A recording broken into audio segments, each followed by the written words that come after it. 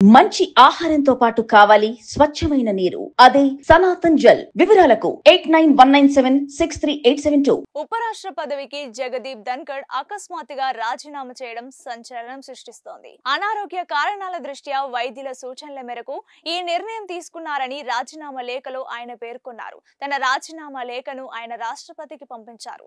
తన పదవీ కాలంలో తనకు తోడ్పాటు అందించిన రాష్ట్రపతికి ఆయన కృతజ్ఞతలు తెలిపారు. తనకు సహకరించిన ప్రధాని, మంత్రులకు కూడా ఆయన కృతజ్ఞతలు తెలిపారు. అయితే జగదీప్ అకస్మాత్తుగా రాజీనామా చేయడంతో చాలా మందికి అనేక రకాలైన డౌట్స్ వస్తున్నాయి.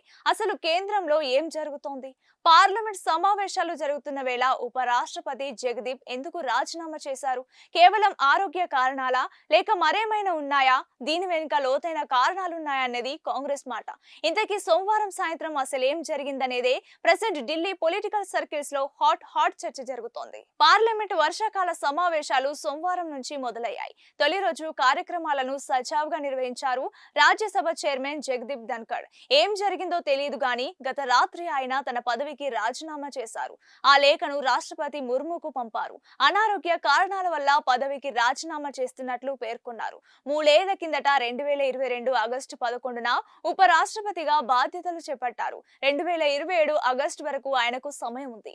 ఇలా అర్ధాంతరంగా ఆయన వైదొలగడంపై కాంగ్రెస్ పార్టీ అనుమానాలు వ్యక్తం చేసింది. రైతుల సంక్షేమంపై ధన్కడ్ ఓపెన్ గానే మాట్లాడేవారని పేర్కొన్నారు. ప్రజా జీవితంలో న్యాయపరమైన జవాబుదారీతనం, సంయమనం గురించి గట్టిగా మాట్లాడేవారని, ఆయన నిబంధనలు, ప్రోటోకాల్ కు కట్టుబడి ఉన్నారని ప్రస్తావించారు. ఇది నచ్చకే బీజేపీ ఏదో చేసిందంటూ అందుకు చాలా లోతైన కారణాలున్నట్లు కాంగ్రెస్ విమర్శిస్తోంది. ఇక జగదీప్ ధన్కడ్ 2022 ఆగస్టు 11 నుంచి భారత ఉపరాష్ట్రపతిగా బాధ్యతలు అందుకున్నారు. రాజ్యసభ చైర్మన్ గా సేవలు అందించారు.